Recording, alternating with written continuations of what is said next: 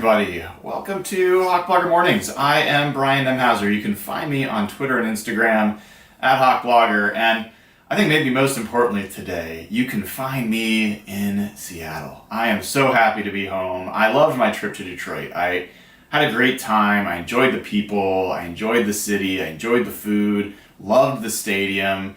Loved the game. I know everyone's pretty upset about some parts of it, but I love the game. Oh, someone's saying I'm echoey. Let me make sure that my audio is set up right. Echoey. Big echo. Let's see if we can figure this out. 1 second, guys. 1 second.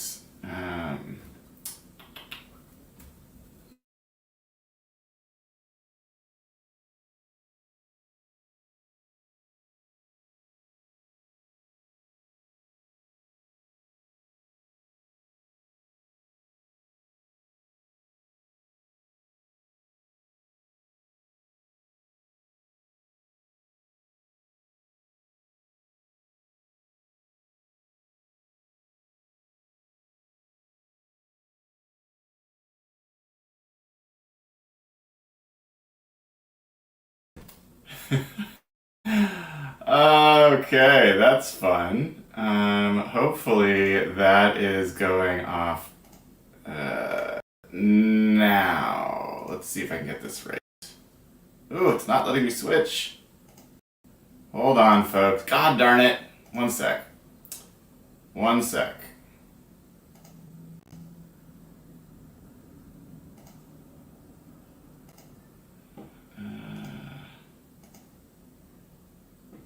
Okay. Let's see if that is gonna let me work now. Gosh darn it. Ay, ay, ay. 1 sec.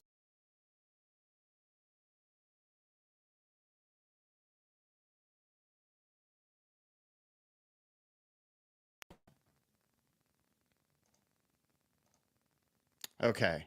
Is that working? Oh my gosh. All right, guys. Can you hear me now? Let's try that again. No, this was back to that Chrome issue that I was talking about yesterday. Luckily, I did work in tech, so I am able to troubleshoot these things in real time, but not fun. Not fun. That was like not exactly the way I wanted to start the show. So let's try that again. And I hear that the sound's a little low, so I will crank it up a little bit for you. Hopefully that helps. Let's try again. Good morning, everybody. Welcome to Hawk Blogger Mornings. I am Brian Nemhauser. You can find me on Twitter and Instagram at Hawk Blogger. This is episode 192. It is your first look at the Giants versus the Seahawks, and I am so happy to be back in Seattle after all that. Great trip to Detroit, great game, and all this time spent traveling is rough. I do not think I could have done what I've been doing even just this year for as many years as guys like Bob Condata and even Brady and all the other guys that have done this. Traveling for these things is tough. You're in and out. Airport travel's tough, all that kind of stuff. But great experience, great trip, and really happy to be back here in the PNW. And yes, I see people excited about the hat. I am also excited about the hat. So I saw Mike McDonald wearing this hat for the first game of the season against the Broncos. And I immediately looked online because I'm like, I want that hat. And the only one that they had was like a fitted version, and it was sold out. It was not available. So I pulled some strings for some people I know in the org, and I was like, how do I get this hat? And without giving up the person, I will just say they came through. When I got home, it was waiting for me, and I am incredibly grateful. This is a snapback version, so I love it. I'm super excited. It's going to go really well with my Geno jersey when I get to wear that this weekend. So Good morning to everybody that I see in chat. It's great to see you all, and we will get right to it. All right. So, first look today is going to be a weekly thing. I'm going to try to do this every single week. It is a companion show to Tail of the Tape. And so Tail of the Tape is already up on the blog, hawkblogger.com. You can find it there, get all that data. We'll look through that today. We'll talk about some of what the data shows. But I'm also on the show going to regularly go through some film, and we'll talk about some of the key players, some of the key matchups, and kind of what some of the tendencies are that we need to look for. Most of it I will have kind of pre-figured out. Some of it I will just decide along the way, and we'll see where it ends up. So the goal here is let's get as much shared information as we can about this upcoming matchup, and we'll do it together. So appreciate all of you. If you haven't already given the show a like and click subscribe, now is a great time to do that. So please consider liking and subscribing on the show. And then more importantly than almost anything else, if you have not gone to ftnfantasy.com, used promo code HBAM, you will want to do that because I will be showing you data today that's coming from Stats Hub, from FTN Fantasy.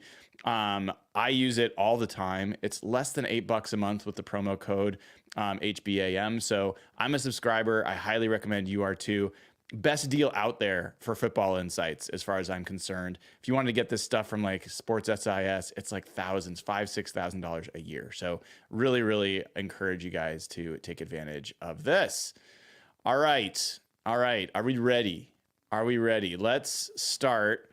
I want to start with some film study together. How does that sound? You guys down with some film study? All right. A key part of this game, we're going to start with the Seahawks on offense and really focus on the Giants defensively. And the Giants, they're a team that for pretty clearly is going to be oriented around their front four, and really three of those four. So you almost certainly know Dexter Lawrence, who arguably is the best defensive lineman in football right now, the best interior defensive lineman. And in fact, let's take a look at that. Let's take a look. I believe, without even knowing, I would bet he's the #1 ranked defensive lineman. He is the #2. He is right behind Cam Hayward of Pittsburgh. So Dexter Lawrence is an 89.9 graded defensive tackle, ahead of Chris Jones, ahead of, DeForest Buckner, all these guys. So he is very, very, very good. He will be the best defensive tackle the Seahawks probably face all year. And he is, just a handful. He is a handful. So we are going to talk about him. We're going to talk about Brian Burns. We're going to talk about Kayvon Thibodeau. And the way we're going to start the show is I'm going to share with you my screen, and we're going to go through all of their sacks through the season so far. I think there's about 15 of them. So I think that's right. Let me double check before there's 15 of these, and we're going to look at them from some different angles, and we're going to talk about what we see. So let's get started there. A great way to support the show, by the way, if you haven't already, is become a Patreon member. Patreon.com/hawkblogger is a great way to do it. We've got a bunch of folks over there that gets you access to the Slack channel as well. And it's just a super helpful way to keep this show going. So we're going to look at all 15 of these plays. And let me bring up my telestrator. And there we go. Cool. And let me make a couple adjustments on my telestrator, if you guys will just bear with me. So it's a little bit not so massive. The size of that spotlight. Okay, let's bring that down a little bit. Yeah, it's a little bit better. Let's make it a little bit smaller. There, I think that's good enough. All right, so let's go ahead and get going. So, Giants wearing their awful uniforms here, and just keep an eye on. We'll take a look at this play together. Whoops. And this is against the Vikings in game 1 of the season. So this is a perfect illustration of who Dexter Lawrence is, right? So right here, just watch him walk back that guard. And Sam Darnold goes down. I mean, that is the kind of player that Dexter Lawrence is. You're going to get a better view here, lined up right off the nose. And just a dominant rep there from Dexter Lawrence. He can do that against anybody, let alone our interior, linemen who are challenged. Let's get a look here. A good look at their blitz package, right? So this is one of the heaviest blitzing teams in the NFL. In fact, I'm going to take a look real quick. We'll play this on repeat. If I pull up my FTN numbers, I will tell you their blitz rate, it's quite high. So, team defense, and we look at blitz rate. Yeah, the Giants are 6th in the NFL blitz rate. So let's take a quick look again at this from this angle. I think this is a better angle to see. So you walk up. This is just the linebacker, Micah McFadden. Pretty straightforward blitz here. And Jaden Daniels breaks out of that, but ultimately is run out of bounds. So it counts as a sack, but essentially got what they were looking for. Next play here. Again, you see the wide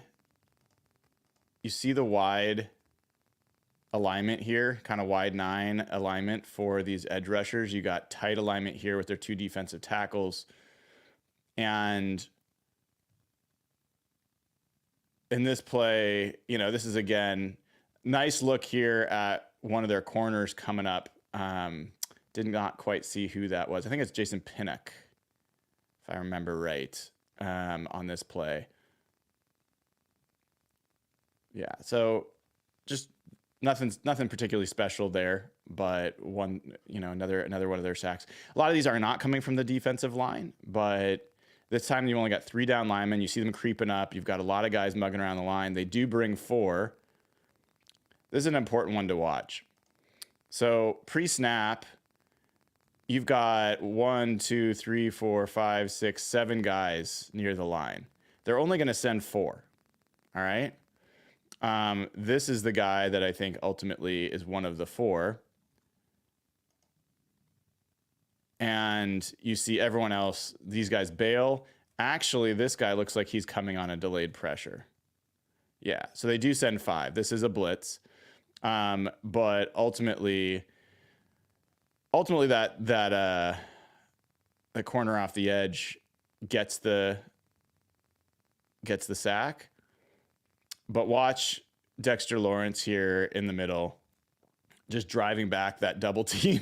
I mean, he is a beast, man. He really is. So, this is not one of the higher pressure teams in the NFL.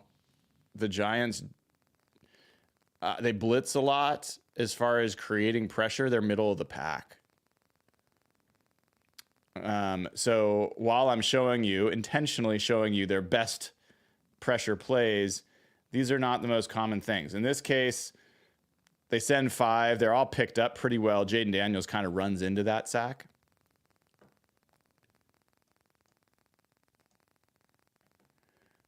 We're getting a little bit of odd visual noise there. This is another one of those Jaden Daniels kind of breaking the pocket plays. And I think we can skip viewing this from the other angle.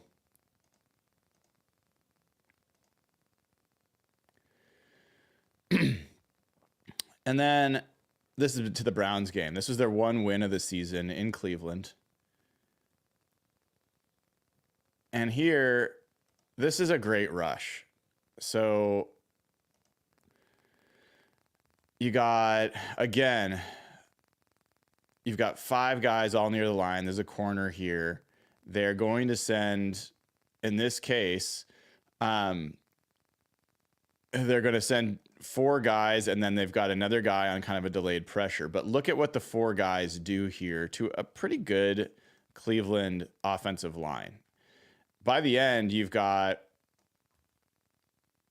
well, I wanted to highlight those guys, but you've got 5 guys all with pressure, nowhere really for them to go. So in this case,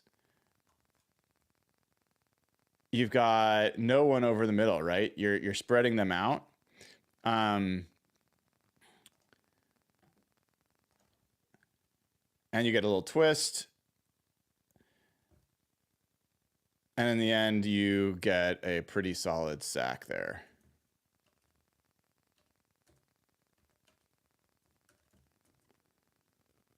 Similarly here, a very similar looking play. You know, Dexter Lawrence is really causing problems in this particular game.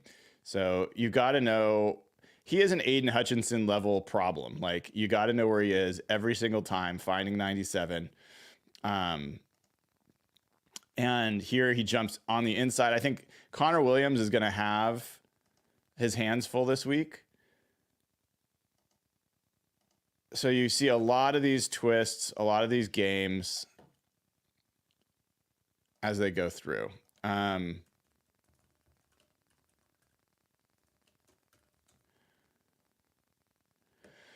This is, by the way, this is Brian Burns down here, their big trade acquisition. He's been okay, but he hasn't been great. Kayvon Thibodeau is their other rusher, and I think that he's number 5. So that's him right here. In this case, none of those guys are the ones that got the pressure. So that's a good edge rush there. That's Brian Burns causing a strip sack. So let's watch that again. Brian Burns right here. Talented edge dude. Again, not having his best season, but that's a good rush and well-played strip sack. So they're going to give you a challenge that the Seahawks really haven't had yet, which is the combination of interior pressure and edge pressure. Brian Burns on the season has 11 pressures. Kayvon Thibodeau has 11 pressures. And Dexter Lawrence has 18. So these are guys that are going to be a focus for your offensive line every single game. And here, let's watch this one again, because usually what happens with big dudes like Dexter Lawrence is they're just gonna come up. I mean, they might swim or do something, but in this case, you're gonna see him. He's athletic enough, even as a nose tackle, where he, in this case, can do a game. So you've got this guy pushing in, Wyatt Teller, everyone's favorite offensive lineman, and you've got Dexter Lawrence looping around here. In this case, that creates an opening. Mike McDonald's talked about this. The challenge with games is that it creates open space. So with Dexter Lawrence vacating the middle, you've got this now available that becomes interesting for the quarterback either to step into or to run past. So Deshaun Watson thinks he's going to be able to run this into open space. Turns out he can't, and he goes down for a sack.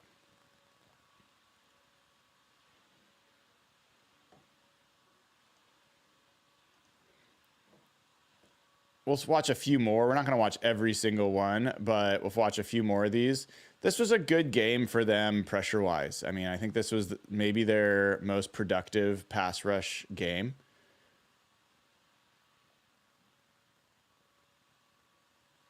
And again, Pinnock has had a few sacks. He's an effective blitzer for them. I'm going to check out his numbers here. So he's a safety, not a corner. I think I called him a corner before. He has a 92.5 pass rush grade. So that's a really good pass rush grade. He has 5 pressures and 3 sacks on the year. So you got to watch number 27 at all times. Like, he's another guy that will complement. There you go with Thibodeau, number 5, getting that pressure. Oops, I missed it. I was going to try to show it again, but it's too late. So again, you've got Burns, Thibodeau, and Lawrence, just a factor on pretty much every play. So let's go ahead and pause there for a second, and let's take a look at some of the numbers. Some of the numbers associated with when the Seahawks are on offense.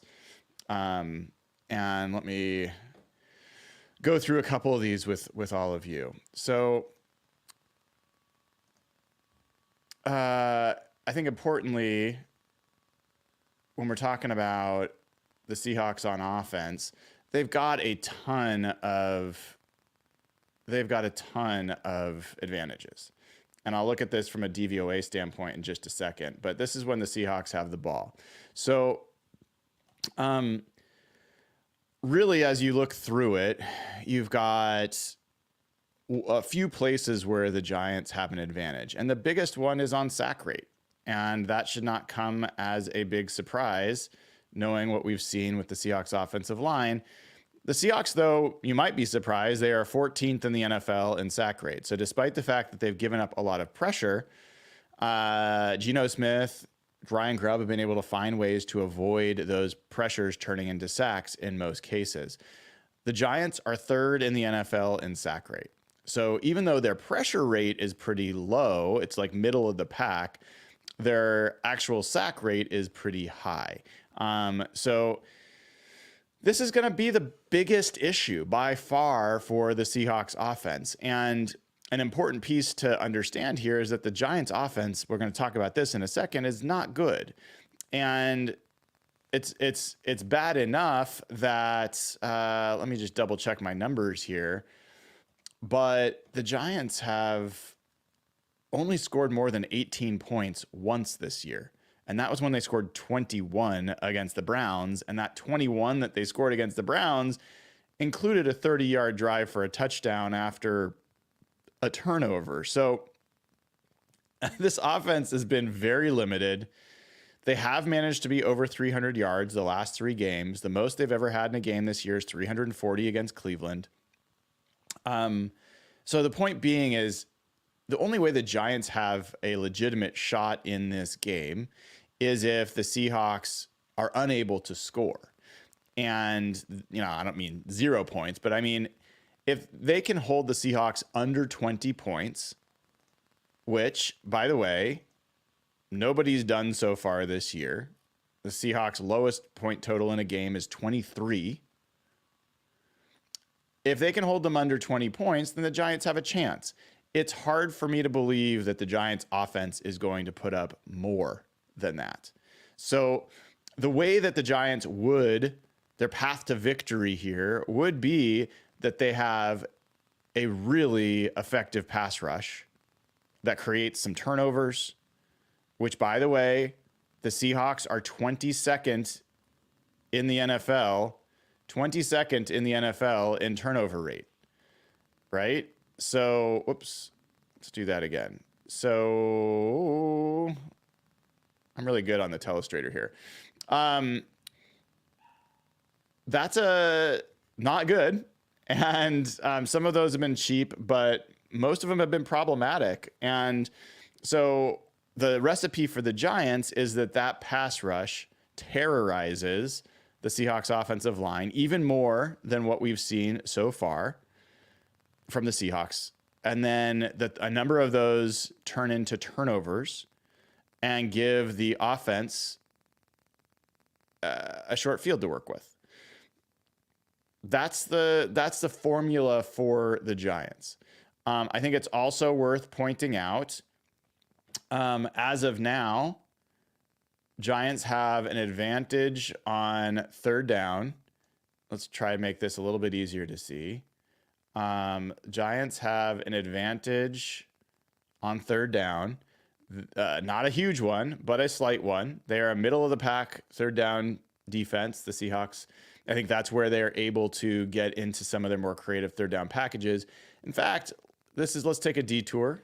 Let's take a detour and let's look at some different cuts of third down defense. So what I'm going to do here is I'm going to look up how the Giants have done in third and different lengths. So we're going to look at just this year.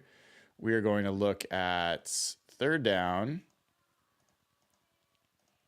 We are going to look at third and let's do third and long first. Okay. And my guess is that the Giants are maybe one of the more effective third and long teams with that front four, plus with their pressure packages. My guess is that that's one of the situations where they are best. Am I right? Well, not really. They're essentially the same as the Seahawks in that middle of the pack. 3, 4, 5, 6, 7, 8, 9, 10, 11, 12, 13, 14, 15, 16. Literally middle of the pack. So 3rd and 7, they are middle of the pack on defense. So I was wrong on that. Let's figure out. I'm curious, while we're here, I'm looking at third and long offense. And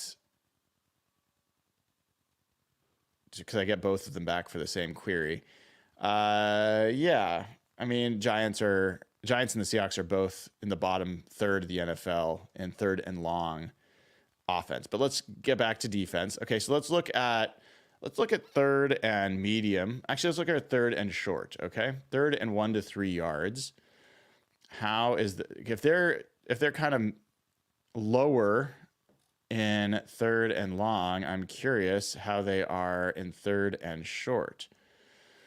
Well, they are the worst team in the NFL defensively on third and short. They're giving up first downs on 79%. 79% of the snaps in third and short, the Giants defense gives up a first down. If you're curious, the Seahawks give up a first down in that situation 47%, which is 3, 4, 5, 6, 7, 8, 9. That's 10th in the NFL. So the Seahawks have been pretty good on third and short. The Giants have been the worst in the NFL. So that would leave me to believe that on third and medium, which is kind of like the uninteresting situation, on third and medium, the Giants must be pretty good.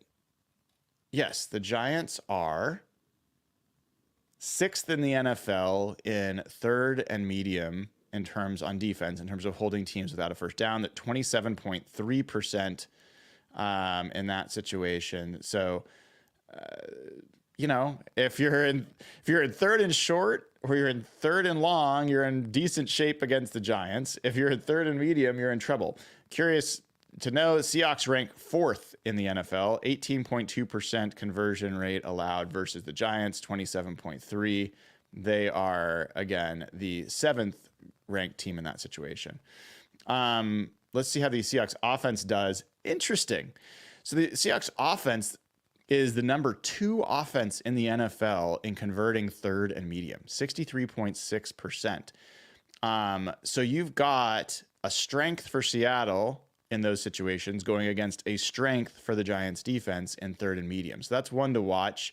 And this is why I take these detours, because I am kind of curious. Before I leave, I want to go back and look at third and short offensively. This was a big problem for Seattle last year. They were one of the bottom 4 or 5 teams. They're offensively in the middle of the pack. So at least they're in the middle of the pack, and at least they've run the ball more often than they've passed it on third and short. Last year, they only ran the ball 33% of the time on third and 3 yards or less. I hate you, Shane Waldron. Thank God you're gone. So far this year, they've rushed on like 55% of the third and short plays. And lo and behold, they are in the middle of the pack instead of the bottom of the pack. All right. So let's get back to it. So the other pieces to be aware of here, the Giants' red zone defense is good. Number 6 in the NFL. Now, I happen to be like not a real big believer in red zone defense being a thing.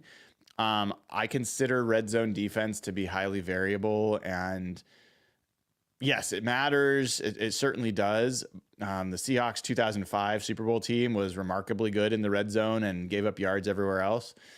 But I'm not going to worry so much about that. I think it's worth also just recognizing the Giants have faced so far some questionable. Well, actually, no, I'll take that back. I'll take that back. If you look at the Giants' schedule so far, they have faced the Vikings, the Commanders, the Browns, and the Cowboys. And 3 of those 4 teams have pretty formidable offenses. You have to say that with the Commanders right now. They're the best offense in football. And they held them to 21 points. Of course, that offense put up 425 yards, but they held the Vikings to 312 yards. And if I look back, it's not their season low, but it was their second to lowest. And they held the Cowboys to 293 yards. The only team to score more than 21 points is the Vikings in that first game, scored 28. So, I mean, the Giants defense has held teams down pretty well from a points perspective, even though it's not like the top 10, having a 13th ranked team in points and then yards per play is a good one for me. This is what a lot of the bettors use. They're at kind of a middle of the road defense with the ability to make things kind of ugly. I think they've got that. But here's another thing that I wanted to point out for the Giants defensively. And for the first time this year, I think it's fair to say that the Seahawks have a chance to be a effective running team going into this. So if you look at yards per rush and you look at rush EPA, the Seahawks do have an advantage there. And Kenneth Walker was remarkable in this game against the Saints. And I think there's a chance for him to have a big impact here. I think part of the formula for the Seahawks on offense has to be not just Geno getting rid of the ball quickly, which he's done a lot, but also getting that run game going to give the defenders more to think about. And I think that started to happen in the Saints game, in the Lions game. And I think would be great for that to continue here. Another thing I just wanted to point out here that may not be obvious to everybody, but explosive plays have really come alive for the Seahawks. So they are number 2 in the NFL in explosive passes, number 8 in explosive rushes. And that has been their formula on offense so far. They get big plays, they get a few of them a game, and they get enough of them to win, has typically been how it's worked. The Giants have been susceptible to explosive rushing plays. They're 26th in the NFL in explosive rushing plays allowed. So that's part of why I think that the running game is going to be pretty important for the Seahawks in this one relative to some of the other games we've seen. But wanted to kind of cover that for a second. I'm not going to read all the text here, but one of the other pieces that I wanted to bring up was the Giants, the injury situation for the Giants is something to keep an eye on. We'll talk about Malik Nabers in a little bit. We're going to watch some Malik Nabers film in a few minutes. But Andrew Phillips has been an excellent slot corner. He missed the last game with a calf injury, got an 83.9 coverage grade. This is probably as good of a matchup as Jackson Smith and Jigba's had. The Giants are another heavy man coverage team. I think they are 9th in the NFL in man coverage rate. So Geno, as we know, does really well in those situations, but JSN's been one of his key go-to players. Andrew Phillips could be someone that helps to restrict that, or at least constrain that, and might cause Geno to have to look to another player, which, you know, it's just a split second difference if he's coming off his first read, can lead to that pass rush getting home.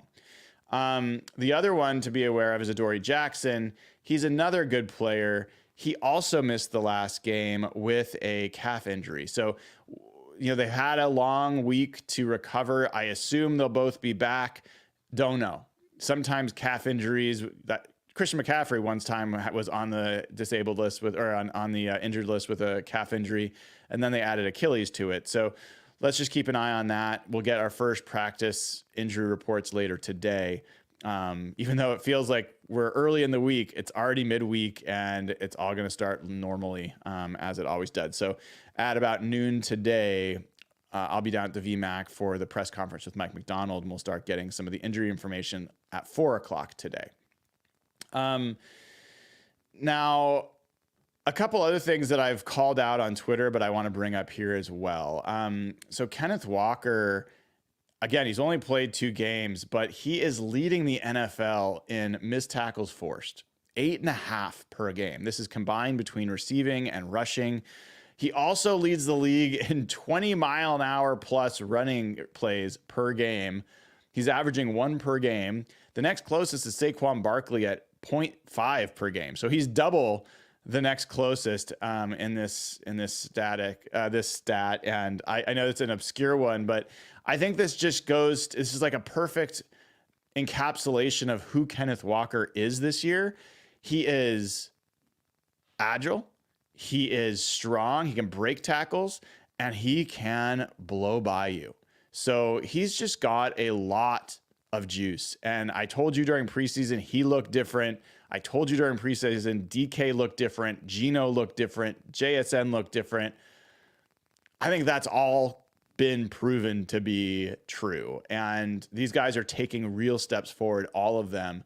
And the thing with Kenneth Walker, the only thing with Kenneth Walker really is, let's just keep him healthy. I loved the backflip. I almost would rather see him on the field. I was like, oh my God, I hope his abs hold up with that kind of strain. So the other thing that I wanted to call out is, I mentioned in the first look at the Lions game that the Lions defense had not allowed any individual rusher to rush for more than 50 yards in a game. That was Kyren Williams in the first week. Well, Kenneth Walker had 80 in that game. No team had rushed for more than 83 yards total as a team against the Lions until last week. The Seahawks ran for 133. So all this focus on the defense being bad, all this focus on Geno being amazing, I think has lost some of the attention on what was the best running game, I think, for the Seahawks this season, all things considered. So I think that's a big part of what this game can be, is the getting that running game going. Now, the only team that's had, I think, pretty good running back success against the Giants defense are the Commanders. They gave up 215 yards rushing, 215. I thought, oh, it must be Jaden Daniels. Well, no. Brian Robinson had 133 yards.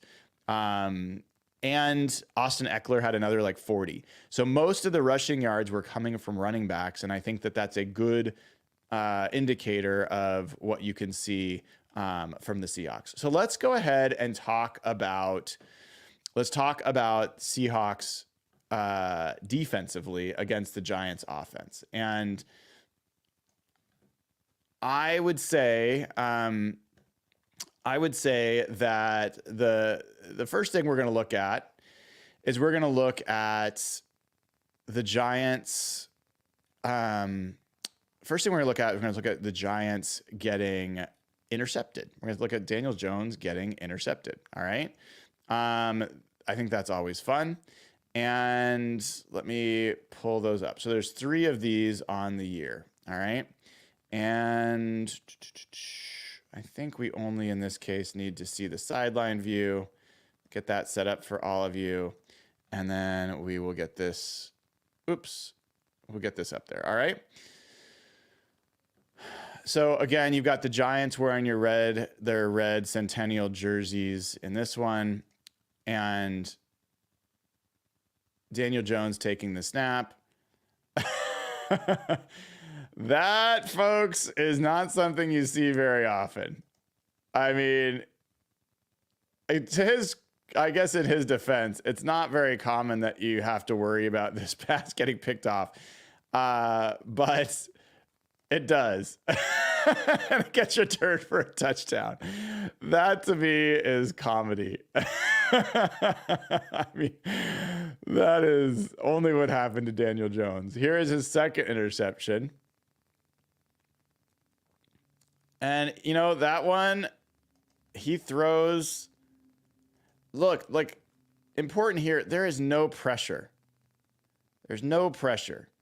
And what he thinks he sees is he's got his receiver right here, and he thinks he's coming into this window, and he thinks he's going to be able to fit it right through here, right?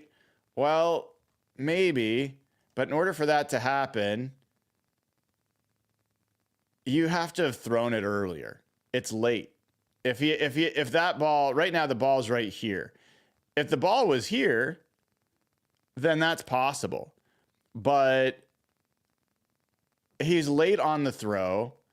And so what happens is the guy steps in front of it. Now, some of this is on the receiver. The receiver had a chance here. By the way, ball's got to be out here, like before the break. If you're going to try to hit this window, the ball's got to be out here. Like, he's just throwing it. He's just throwing it right there.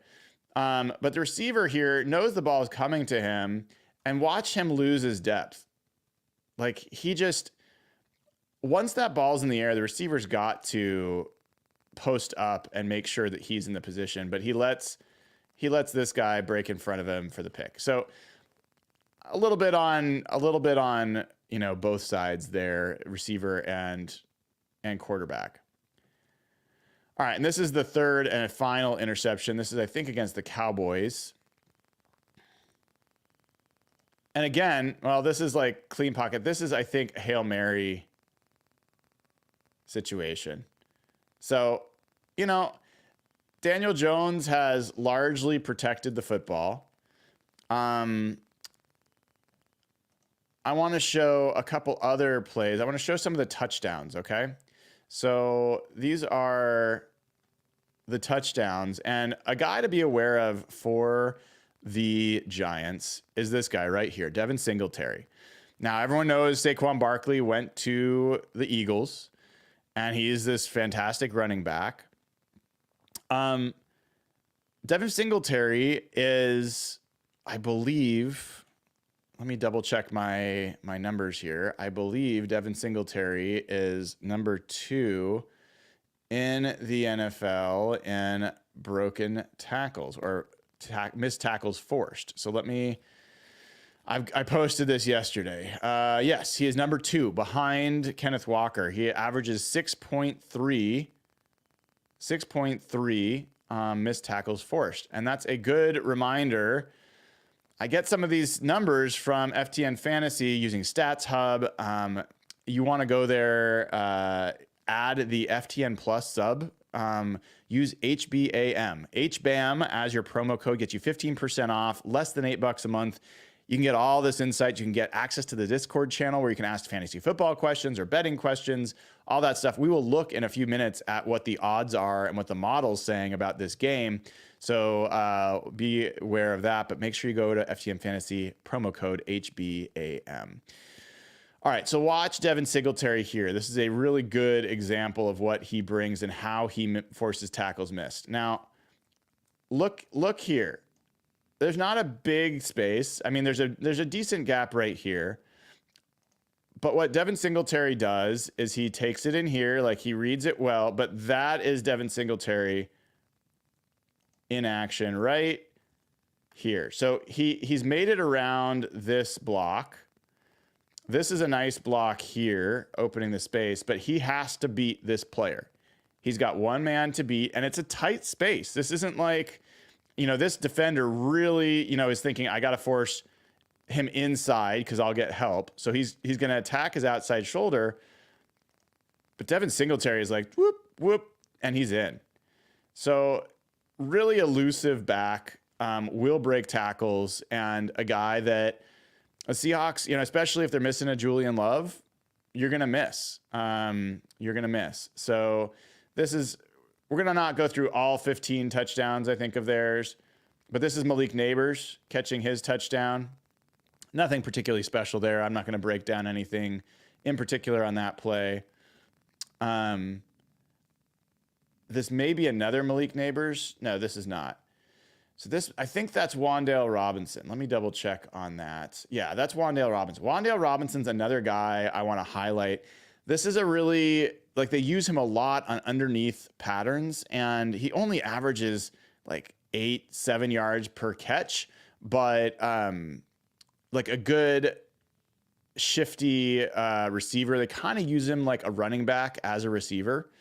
And so he's just a guy that's going to get a lot of reps in this game. I think hold on. So Malik Nabers up here, this doubles as the Malik Nabers film. I believe this is the play that Malik Nabers is going to come in and then out, but I might be wrong. Let's see.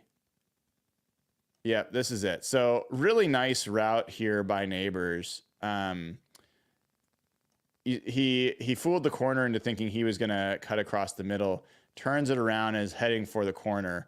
And a nice throw by Daniel Jones, who, by the way, again, pretty decent protection. That offensive line is pretty good. Nice throw, great catch by Nabers. Again, watch the route and then watch the catch. I mean, super impressive athlete. There's a reason he went where he did in the draft. This is another Malik Nabers touchdown. I believe this one is a good example of how he moved off of that first thing. So keep in mind that first touchdown was Nabers faking the slant and then going out. This one, he just completes that slant route, and you're going to see Daniel Jones hit him for an easy touchdown. So Nabers is their offense. Yes, Devin Singletary plays some role. Why are we frozen here? Let's try again. Oh, is that it? Oh my gosh. They only have 6 touchdowns on the year. That was every touchdown that the Giants have scored this year. Is that amazing? That's amazing. Let's watch a little bit more of Malik Nabers, okay? So let me pull up some Malik Nabers plays for you all, and we'll look at this together, because I think understanding Malik Nabers is an important part of this matchup. And so let's look at his 35 receptions. We're not going to look at all of these, but we'll take a look at some. We've got a super chat from Detail. It says, Brian, I remember during training camp you were saying you weren't impressed with A.J. Barner. Grubb in an interview stated he sees him being a major part of the offense by the end of the year. First TD Monday, thoughts? A.J. Barner was not impressive during training camp. I don't recant any of that. He was behind the depth chart of a number of guys. He was not blocking that well. He didn't have that great of a preseason either. But that was a really good game he had. He has shown up as a blocker, at least in a couple of the games. And so it's great. I think that I still don't think he is a particularly dynamic athlete. And so I think his upside as a receiver to me is limited. Maybe at his top shelf would be like a Zach Miller kind of player where, a solid blocker with occasional ability to make plays through the air. I think that Will Dissly was the comp I was kind of hoping for coming out. I actually think Disley's a better athlete. I think Dissly is better at creating and finding space as a receiver. But, Barner he had a nice game, and it was great to see. So I'm glad Grubb is feeling that way, and I hope that continues to grow for AJ Barner. And thank you for the super chat. I appreciate it. So let's take a look at a couple of the Malik Nabers plays. I'm gonna go to the Cleveland game because that's, for me, where Malik Nabers had his best game, and it's worth taking a look at some of these plays. So let me pull this up for Alia. And again, you want to find Mr. One wherever he is on the field. And so this one's just a short little slant. Short little slant and easy play there. I think this is Nabers down here. Yep. So he just sits around in the zone. He's going to be someone who tries to get yards after the catch. That's part of his game. Now he is going to be at the top of your formation up here, going wide. And he got a lot of 1v1 in these cases. This was a nice route. Look at this catch. That is a outstanding, first of all, stutter right here. He gets his defender to chop his feet. Still well covered. He catches that football. That is crazy. That is a crazy catch. So even when he's well defended, you got to watch out for Malik Nabers. So I think this might have been the play that we just saw where he runs the out and up, or the in and out. Yep. A play so good, you got to see it 4 times. Again, you got Malik Nabers at the top here. Now, Malik Nabers had a concussion against the Cowboys. Expect that he'll be back, but you don't know. So, this is a run after catch that he's got. He's going to be one of the best receivers in football. I hope the Giants, for their sake, they get a quarterback that can throw to him. We've already seen this play, so I'm going to skip past this. The fact that Daniel Jones is able to look decent is 100% because of Malik Nabers giving him a new target. So you see the fight after the catch. I want to show you a little bit of Wan'Dale Robinson for people that don't know Wan'Dale Robinson. I think it's Wan'Dale. Am I right? Oh, there. They've got it spelled in a way. Okay. Robinson. Where did it go? There it is. All right. So let's take a look at him making a catch or two. He's got 26 catches, so we're not going to watch all these. But I want you to see how they use him. In this particular play, he lines up in the backfield right here. So he's like a little bit of a gadget guy for them. He's going to go out in a motion. He's going to settle into a zone here. These are the kinds of plays you're going to see from him. I want to skip ahead to some of the way he was used against the Cowboys. A lot of the plays here, these quick passes, trying to get 6, 7, 8 yards. He's not a guy that's going to try to beat you over the top. He's a guy that they're going to just try to work consistently underneath, give Daniel Jones a way to get rid of the ball quickly. But I think what you see in a lot of these plays is this Giants offensive line, not great, but not the disaster that it was last year when the Seahawks got 11 sacks. So they've got more options for Daniel Jones. You see these really quick throws. That's the kind of player Wan'Dale Robinson is. That's how they're going to try to utilize him. So part of why I was bringing that up is because if you look at the Seahawks on defense and you look at this matchup on defense, it's a mismatch, guys. I mean, it's a big mismatch. The Giants, what do they do well? Well, I mean, nothing. They don't do anything particularly well. The best thing I can maybe call out is their sack percentage is 12th. Okay? And so this is a team that last year was giving up sacks at an alarming rate. They're not doing that as much. Andrew Thomas is a really good left tackle. You know, they've got some passable, Illuminor is a passable right tackle. John Runyon is a better guard than the guards that they've had in the past. John Michael Schmitz has improved in his second year. It's still not a good offensive line, but it's not the worst. So that's probably the thing that they do best.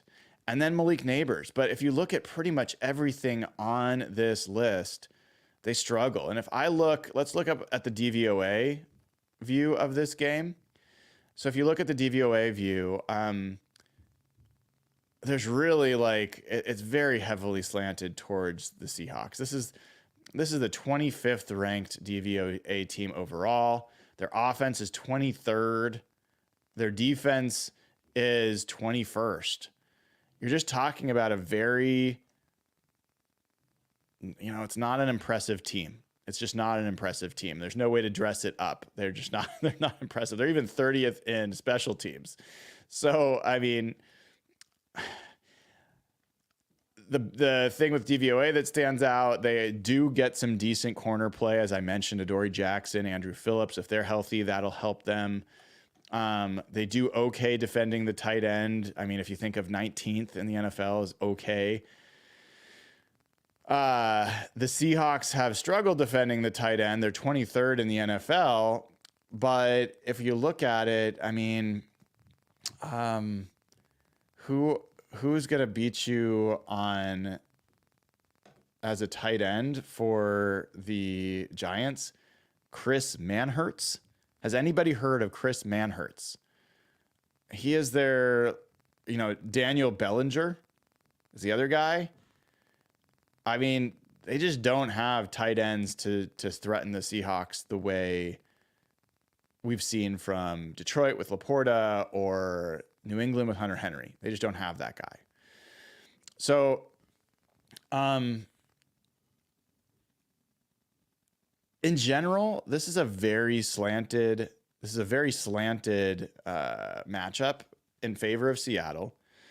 The things that are in favor of the Giants here and the things to just be aware of, Mike Macdonald is going to be, and the coaching staff is going to be game planning for the Giants and the 49ers, if not at the same time, during the same week. They cannot wait until next week to come up with their 49ers game plan. And so they're not going to have as much depth as they normally would against the Giants. Not to mention, it's already a short week. They have one less day to prepare for this game, plus they're preparing for a second game. So that's an issue. The team is going to be off kilter in its schedule, coming back late, losing a day, coming back from Detroit. The Giants have had extra long rest. They had a Thursday night game, so they have, a few extra days to recover and recuperate, and they can be game planning for the Seahawks the whole time. So they are in very good shape to, be ready for this matchup. Then, in addition to that, you've got the injury situation, and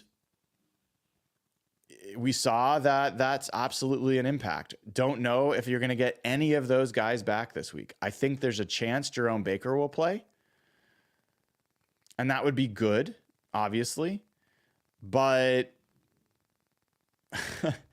there's the long list. Are they going to get Byron Murphy back from a hamstring injury 2 weeks after he got hurt? That would be I mean, if he doesn't, I guess I would say this: if he doesn't play in this game, it seems unlikely he's going to play Thursday. So, you know, maybe Leonard Williams, maybe they give him one more week, but there's a decent chance you're going to be missing some of those guys. And so you just have to kind of find out. You have to find out. We don't know. Last week, it kind of went the opposite way, where there were some guys that practiced on Wednesday, like Uchenna Nwosu, who didn't end up playing.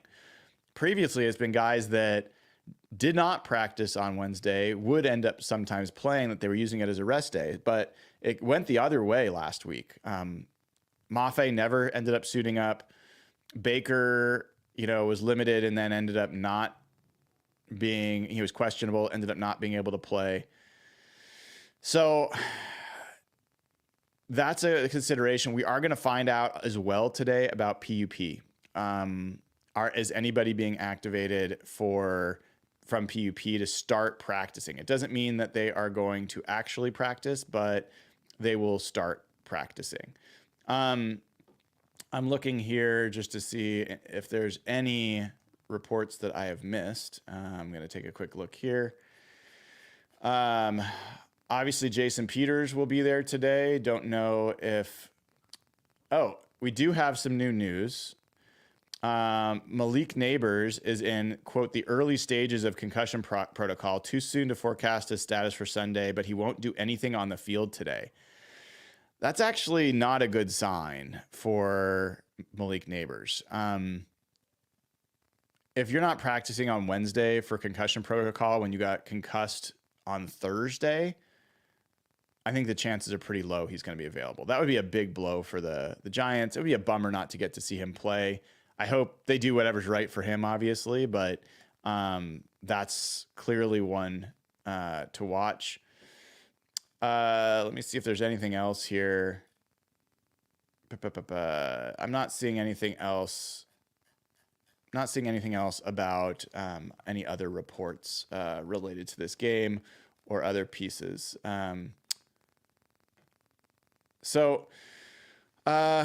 Yeah, I think in general, when I look at this game, it's going to come down to really two things. It's going to come down to, can the Giants and their defensive line cause such havoc that the Seahawks offense can't score more than 20 points? I think that would likely have to be combined with the return of Adoree Jackson and the return of Andrew Phillips as cornerbacks. So you get the coverage is improved and you get the pass rush.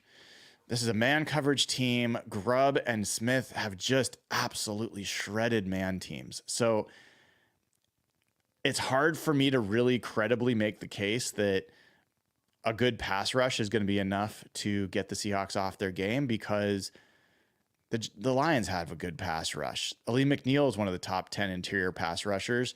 Aiden Hutchinson is the top pass rusher in general. And generally, Geno is able to get the ball away and make through 400 yards. So, and I think that the Lions have better corners, arguably, than the Giants. So,